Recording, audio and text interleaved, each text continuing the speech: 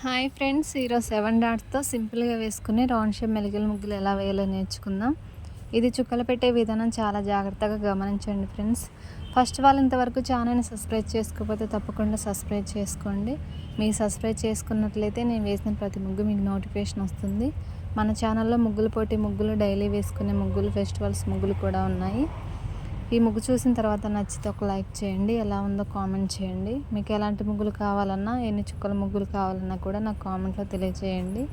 Okay friends, కంప్లీట్గా చూడండి.